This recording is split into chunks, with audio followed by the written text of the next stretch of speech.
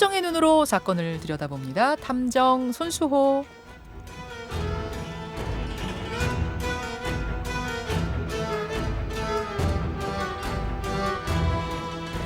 우리 사회에 관심을 모으고 있는 사건을 보다 자세히 들여다보는 시간, 탐정 손수호. 손수호 변호사 어서 오세요. 네, 안녕하세요. 오늘 가져오신 사건 뭔가요? 출장 마사지를 미끼로 수십억 원을 가로챈 피싱 사건입니다.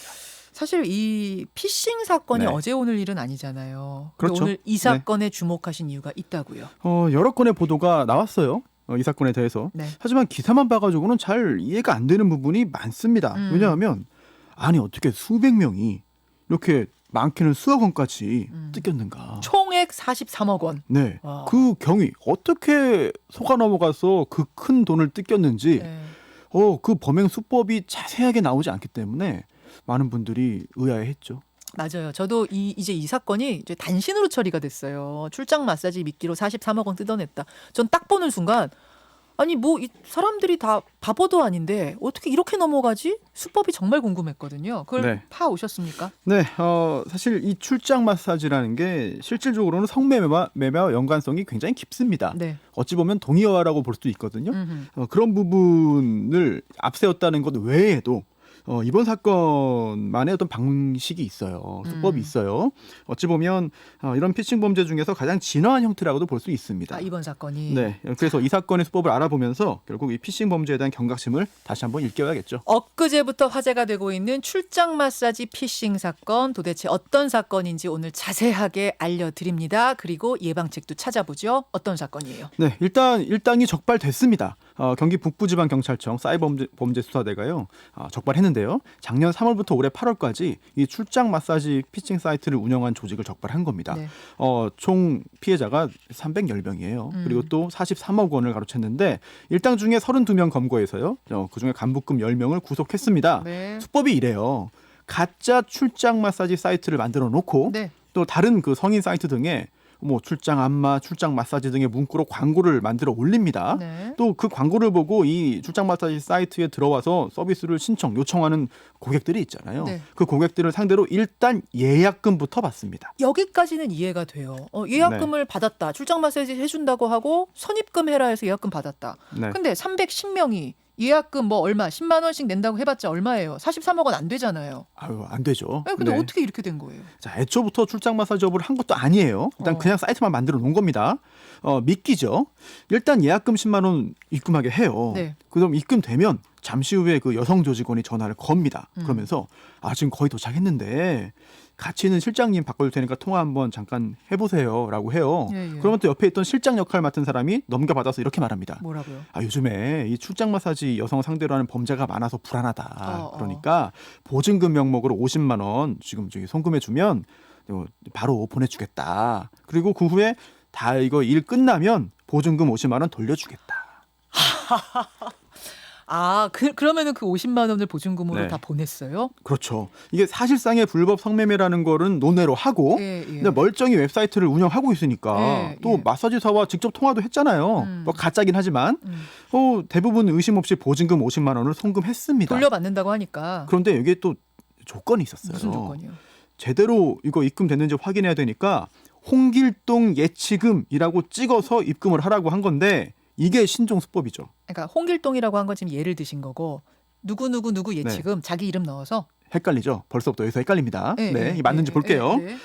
이게 수법의 핵심 중에 하나인데 이렇게 홍길동 예치금이라고 찍어서 보내라고 하면 헷갈립니다. 왜냐하면 예를 들어서 뭐 제가 이렇게 이해한 거예요. 네. 내 이름을 말하는 거구나. 그러면 그렇지. 손수호 예치금. 김현정 예치금 이렇게 보내는 거는 이렇게 거구나. 찍어서 송금을 하면 아니 내가 홍길동 예치금이라고 적으라고 했지 어떻게 당신 이름 적으라고 했습니까? 이렇게 지적을 하고요. 예? 또 반대로 예. 홍길동 예치금 이렇게 똑같이 따라서 홍길동이라고 찍어서 보내면 네. 아니 이게 홍길동은 예를 들은 거지.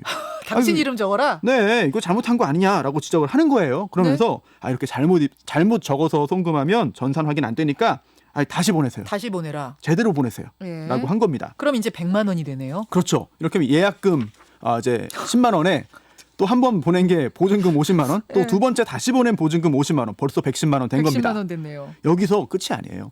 실장 역할 맡은 사람이 또 다시 문제를 제기합니다. 아니 홍길동 예치금 했으면 중간에 띄어쓰기 하면 안 되죠.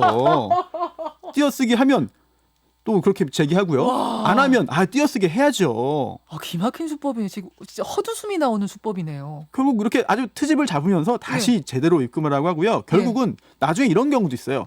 이거 순서 틀렸으니까 처음부터 다시 합시다. 처음부터 아니, 다시 보내세요. 손 변호사님, 이 정도 네. 되면은 근데 이 피해자분들이 다 의심을 했을 것 같은데 의심 안 하고 네. 입금들을 한 겁니까? 이때 또 이용된 수법이 있죠. 등장인물들이 많아집니다. 어. 실장이라는 사람이 이제 자기 선에서 해결 안 될 거라고 말하면서 예, 예. 해결 팀장, 뭐 업체 사장 이렇게 또 연결을 해줘요. 그러면 이제 또 새롭게 등장하는 겁니다. 그러면서 다른 사람이. 결제 담당하는 협력업체가 지금 입금하기는 안 된다는데 이거 어떻게 된 거냐? 네, 이거 이런 일 한 번도 없었는데 이상하다. 이거, 지금 여성은 예. 기다리고 있는데 일단 빨리빨리 보내세요. 보내면은 보증금 나중에 다 돌려줄게요. 그렇죠. 이랬구나. 그러면서 자기들은 이제 환불해주기 위해 노력하는 것처럼 연기를 하는 거죠. 예. 그러면서 이제 피해자가 이제 사기 아니냐, 돈 내놔라 이렇게 화내는 경우들이 있긴 했죠. 당연히 있죠. 예. 근데 이럴 경우에는 도리어 또 화를 냅니다. 아니 우리는 도와주려고 하는 건데 왜 우리한테 화를 내냐? 우리 도와주려고 하는데 우리한테 화내면 우리 일 못한다. 뭐 알아서 뭐 받든 말든 해라. 난 모르겠다. 여성 대기하고 있는데 문 밖에서 이런 식인 거구나. 그러니까 그 말에 또 속는 건데요. 문제는 이미 뭐 110만 원 또는 뭐 그 이상을 송금한 상태예요. 그런 상황에서 연결이 끊겨버리면 예. 이 사람들이 도와주지 않으면 돈을 날리네. 이거 돌려받을 방법이 없습니다. 그러니까 시키는 대로 하게 되는 거거든요. 또 송금 금액이 커지면서 다양한 수법이 여기에 더해집니다. 손절하지 못하게 만드는 거죠. 협력업체가라는 곳에서 이렇게 전화를 해요. 전화해서 이렇게 말합니다. 네. 아니 당신이 이거 같은 금액 여러 번 송금하다 보니까 우리 계좌가 범죄 계좌로 의심받아가지고 묶여버렸다. 오히려 피해자인 척해요. 네, 이거 우리 사업에 이거 큰 손해가 발생했으니까 책임져라 이렇게 화를 내고요. 세상에. 또 다른 사람이 또 전화합니다. 예, 상담 담당자들이 전화를 해요. 그러면서 네. 이거 묶인 계좌 풀려면 이거 묶인 계좌 풀어야지 환불 가능한데 네. 일처리 빨리 하기 위해서는 돈이 필요하다. 그러니까 다른 계좌에 일단 빨리 좀 얼마 좀 입금해라. 네. 그러면 이거 계좌 풀고 바로 해결해 주겠다. 세상에. 그럼 그 말에 속아서 또 입금을 하게 네. 되는 거예요. 그래서 결국은 최대 4억 3천만 원을 뜯긴 사람도 있잖아요. 1인당 네. 4억 3천이요? 1인당은 아니고 한 명이. 그러니까 한 명이? 네, 그런 사례가 있는 거죠. 물론 금액이 커지면 의심도 그에 따라 커지고 더 이상 당하지 않을 것 같지만 오히려 반대인 경우가 적지 않습니다. 세상에. 이미 거액을 송금한 경우에는 그 돈을 포기하기 어려워요. 받아야 되니까. 그래서 의심이 돼도 아닐 거야, 괜찮을 거야 이렇게 믿게 되는 거고 믿으려고 노력을 하는 그럴 거죠. 수 있네요. 결국 끌려다니다가 더 큰 피해를 입게 됩니다. 게다가 혼란을 야기합니다. 어떻게요? 도와준다는 사람, 항의하는 사람, 나도 모르겠으니까 이제 연락하지 말라는 사람, 뭐 손해배상을 하는 사람, 해결하려면 이러이러한 조치를 해야 된다는 사람 등등 조직적으로 번갈아서 아주 혼란스럽게 송금을 유도해요. 정신을 사납게 만드는. 네, 명목도 다양합니다. 예. 예약금, 보증금, 예치금, 신청비, 해지비, 환전, 신청금 예. 등등. 예. 또 1회 입금 명목 그 액수도요. 10만 원도 있고 1,600만 원도 있고 굉장히 범위가 넓거든요. 한 번 말려든 피해자는 계속 당하게 됩니다. 그러다가 수억 원까지 뜯기는 지경이 되는 거예요. 그 최대 피해액의 그 피해자도요. 처음에는 15만 원이었어요. 하하. 그러다가 나중에는 이제 900만 원 송금하기도 하고요. 네. 또 심지어 돈을 돌려받기 위해서는 이제 또 송금을 해야 되니까 그렇죠. 속아서 네. 그것도 대출도 받았습니다. 저 지금 그게 궁금했어요. 4억 3천만 원을 보낼 정도로 네. 돈이 있었던 건가? 근데 대출 받아서 네, 보내. 대출 받아서 속아서 그 돈 보낸 건데 2달 동안 계속해서 돈을 송금을 한 거예요. 와. 그런데 결국은 본인은 네. 그 피해자 본인은 네. 끝까지 피해자라는 걸 몰랐거나 또는 믿지 않고 있다가 가족들이 다 눈치챈 다음에야 신고했습니다. 네. 지금 많은 우리 청취자들이 아니 어떻게 그걸 속아 넘어갈 수가 있어요. 아니 4억 원이면 네. 아예 마사지 업소를 차렸겠네요. 막 이런 분까지 계시는데 사실은 피싱이란 건 당해보지 않은 사람들은 잘 모른다고 해요. 그러니까 맞아요. 정말 귀신 곡할 노릇이다 할 정도로 네. 당하게 된다고 하던데요. 그동안 보도된 보이스피싱 범죄 사례들 많잖아요. 네네. 뭐 수억 원, 심지어 수십억 원 피해 본 사람도 있어요. 네. 게다가 피해자들 직업군을 보면은요, 뭐 교사, 음. 대학 교수, 공무원, 군인, 심지어 현직 광역 지자체장도 있지 않았습니까? 네, 맞아요. 맞아요. 학력, 나이, 재산, 사회적 지위 이거 관계 없습니다. 누구든 당할 수 있다는 점이 중요한 거죠. 아무튼 이렇게 해서 지난 3월부터 최근까지 310명으로부터 43억 원을 가로챘다. 네, 이것도 뭐 신고된 것만 해서 그런 거죠. 그렇죠. 네, 뭐 추가적인 조사 수사를 하면 더 나올 수 있는 건데 여기에 이용된 1차 계좌만 113개입니다. 1차 계좌는 네. 뭐예요? 이게 범행에 직접 사용된 계좌인데 그런데 문제는요. 이들 조직 중에 자금 관리 팀이 있었어요. 네네. 그래서 이거를 받은 다음에 빼돌렸는데요. 이렇게 돈 세탁에 이용된 계좌는 무려 1000여 개에 이릅니다. 사실 여러 단계를 거쳐가지고 계속 이체했어도 시간이 문제지 경찰이 다 찾을 수 있거든요. 네네. 하지만 이 경찰 관계자에게 들어보니까 이 범죄 조직은 환치기 수법도 동원했답니다. 그래서 시간이 좀 더 걸리고 수사가 쉽지 않을 수 있다고 하네요. 그러니까 이게 피싱 범죄가요 점점 대규모가 돼요. 그래서 우리가 생각하듯이 뭐 전화 거는 사람, 입금된 돈 찾는 사람 네. 몇몇이 벌이는 범행을 벗어났어요. 예, 이제는 뭐 조직화됐고요. 예, 뭐 기업이에요. 예, 기업. 범죄 기업이라고 볼 수 있고 그러다 보니까 최근에는 이 보이스피싱 관련해서 법이 엄하게 적용됩니다. 특히 법원도 검찰과 법원도 이거를 그 범죄 단체로 범죄 조직으로 보고 있죠. 특히 이 사건은요. 이제 가짜 사이트도 만들고 다른 사이트에 광고하고 네. 또 광고가 노출되도록 작업하고 예약받고 또 그 후에 여러 사람들이 가세소통 가로챈 다음에 돈 세탁까지 하는 시스템. 이게 네. 기업적입니다. 그러네요. 그리고 상담원들 있잖아요. 네. 이게 뭐 좋은 의미의 상담원이 아니라 이게 전화로. 공범들이죠. 그렇죠. 근데 이 공범들도 등급이 있었대요. 그래서 어떻게요? 두 개로 나눠서 우선 첫 번째가 메신저로 상담하는 사람입니다. 아까 온라인에서. 네네 이렇게 텍스트로 이제 그 네. 작업하는 사람인데 네. 이거는 매뉴얼 보고할 수 있으니까 좀 직급이 낮았답니다. 그런데 반대로 전화 상담원들은 이거는 임기응변 능력이 필요하니까 네. 이거는 그 대우가 좋았대요. 2배 이상의 보수를 받고 범죄에 가담했다고 합니다. 체계적인 기업이네요. 기업도 듣고 그렇습니다. 보니까. 네. 어떻게 이런 체계적으로 굴러가던 기업형 네. 피싱 조직을 검거했습니까?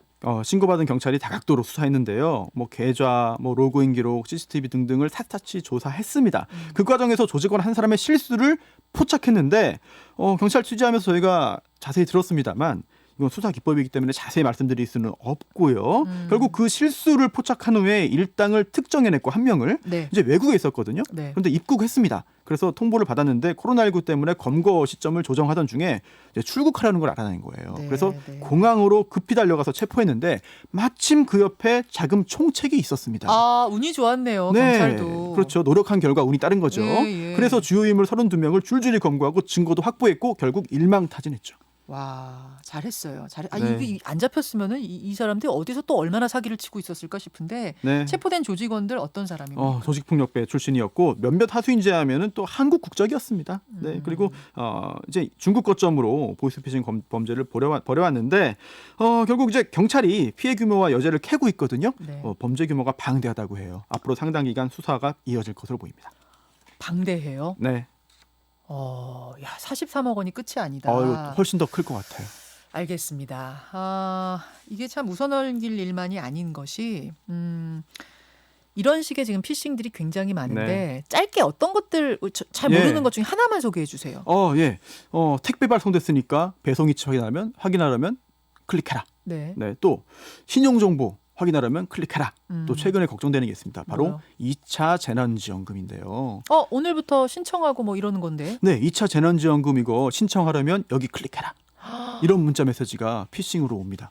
조심하셔야 돼요. 저희가 지금 화면으로 보여드리고 있어요. 유튜브나 레인보우로 보시는 분들은 화면 한번 보세요. 저렇게 문자 오면 여러분 클릭하시면 안 됩니다. 절대 안 돼요. 예, 조심하셔야 돼요. 양쪽이 다 예. 피싱입니다. 예. 네.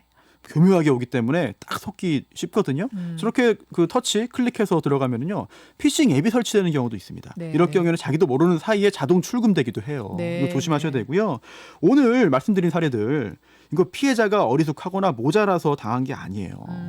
교묘하고 치밀하게 준비된 일당에 걸리면 누구나 피해자가 될 수 있거든요. 맞아요. 조금이라도 의심스러운 메시지 열어보지 말고 바로 삭제해야 하고요. 또 다른 지인에게 연락을 해서 정보를 공유해야 됩니다. 맞아요. 물어봐야 돼요. 맞아요. 뭐 은행에 연락하면 안 된다. 경찰에 말하지 말아라. 이 말 자체가 거짓말입니다. 그리고 왜 저런 거에 당해? 나는 절대 안 당해. 이런 생각이 제일 무섭거든요. 피해자 비웃으면서 방심하는 사람 다음 피해자가 될 수 있습니다. 여기까지 못다한 이야기는 댓글쇼로 가겠습니다. 손소 변호사 고생하셨습니다. 네. 김현정의 뉴스쇼는 청취자 여러분의 참여로 이루어집니다. 트위터, 페이스북, 레인보우 게시판, 그리고 단문 50원, 장문 100원의 유료 문자 샵 1212, 우물정 1212 통해 참여하실 수 있습니다. 김현정의 뉴스쇼, 여러분과 함께 만듭니다.